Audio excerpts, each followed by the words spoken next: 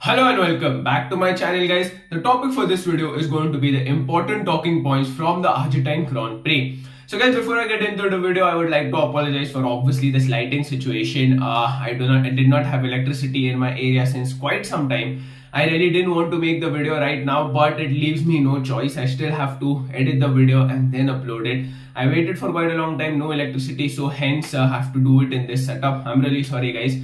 Obviously, from the next video onwards, this won't happen. So guys, the first important talking point is the battle between Aleix Espargaro and Jorge Martin. Yes guys, Aleix Espargaro had qualified in P1 and Martin had qualified in P2. And since the very beginning of the race till the very end of the race, these guys were battling it out with each other to see who would actually win the race. So guys, as the race began, Jorge Martin was in front of Aleix Espargaro, and Aleix Espargaro would continue trailing Jorge Martin for the majority of the race. What Aleix was doing is basically sitting behind Martin, making sure that he knows that he is behind him, hoping that Martin would make a mistake under the pressure and Aleix would actually get the lead and carry on with his race.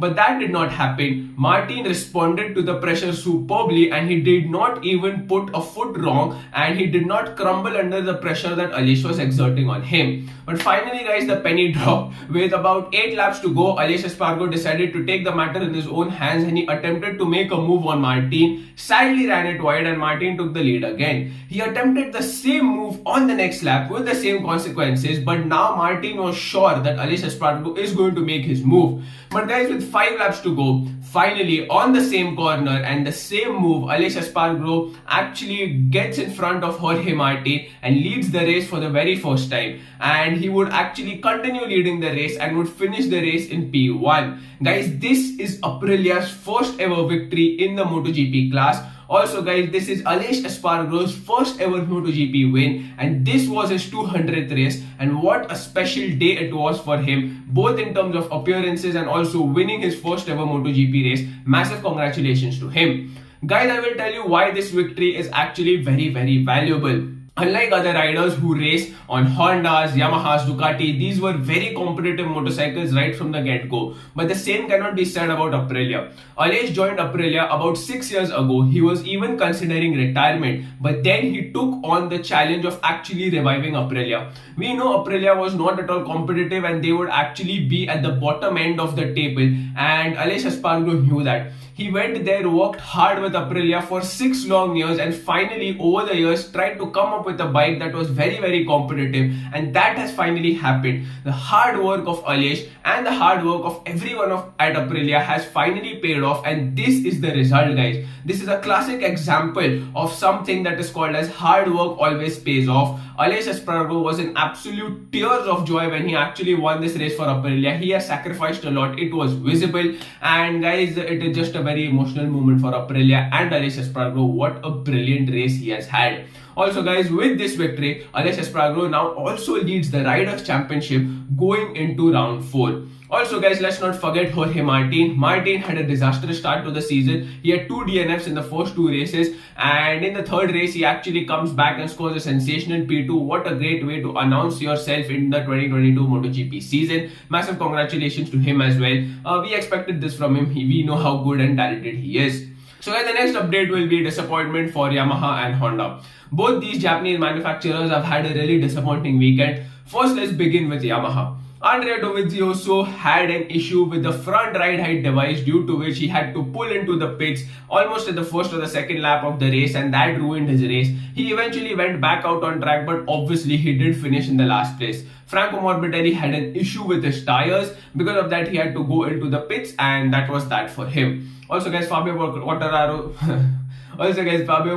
your reigning world champion, finished down in P8. That is not where you expect him to be. He was battling the entire race in the middle of the pack, and he didn't have a really good weekend. It was evident. Hoping that he actually improves and Yamaha finds something for him. From that, let's move on to another disappointment of this weekend, that is the factory Honda. Factory Honda team was obviously missing Marc Marquez because of the diplopia issue. He did not race. And also guys, another disappointment was Paul Espargaro actually crashing out, which makes it 2 DNFs for the factory Honda team, and that is not a good start. So guys, the next update is mixed fortunes for Ducati. So yes guys, Ducati had a good weekend on one side and had a kind of disastrous weekend on the other side as well. So first let's talk about the good parts. Obviously guys, Martin finished in P2 and that was a great thing for Ducati. That is absolutely great. Pecco Bagnaia finished up in P5. That is another great news as well, and that is some consolidation for the factory Ducati rider. He hasn't been in great form, but P5 is decent enough and he could actually build from here. But the sad news comes in the form of Jack Miller. Jack Miller started in P14 and he finished the race in P14. He did not even gain one position, nor did he lose a position, but the factory Ducati rider is expected to do much better. He was down in P14. That is a really sad place for him to be. He was disappointed. His social media post, he actually said that he was disappointed and he would try and bounce back. We expect a lot from Miller. I hope he gets his act together. Also guys, another disappointment was Johan Zarco of the Pramac Racing team, who did crash out. So yes guys, on one hand we have Pramac Ducati on the podium, on the other hand we have a crasher from the Pramac Ducati team. So guys, the third and the final news is coming in from the third place battle. So guys, as the race began, and I mentioned earlier, Aleix Espargaro and Jorge Martin actually pulled away, and because of that there was a battle for the third place. Initially the battle was between Paul Espargaro, the two Suzuki boys, and Luca Marini. These guys would tussle it out till the very end, and obviously the sad thing over here was that Paul Espargaro would actually fall and Alex Rins would actually find a lot of pace. Because of this, Alex Rins kind of built a gap behind him. So in the end, it was a comfortable P3 for Alex Rins. But for some time in the race, there was a really fierce battle going on between these riders as to who would take P3. If Paul Espargaro wouldn't have crashed, the story could have been much more interesting. Rins could have been challenged further, I feel, and we also could have both the Espargaro brothers on the podium. But that did not happen. And what happened is, Alex Rins in P3. It was a pretty comfortable P3 for him. He had quite a bit of a gap from the rider in P4. Also guys, the first two riders had a pretty considerable gap over Alex Rins as well. So guys, that was it. Those were the important events that actually happened in yesterday's Argentine Grand Prix. So guys, before I will end the video, I will leave a top 10 on your screen right now. Make sure to see if your favorite rider made it to the top 10 or he did not. So guys, that was it for this video. If you liked what you see, hit the like button. If you dislike what you see, hit the dislike button twice. Also guys, if you're new to my channel, please make sure you subscribe to the channel, ding the notification bell, and I'll see you guys in the next video.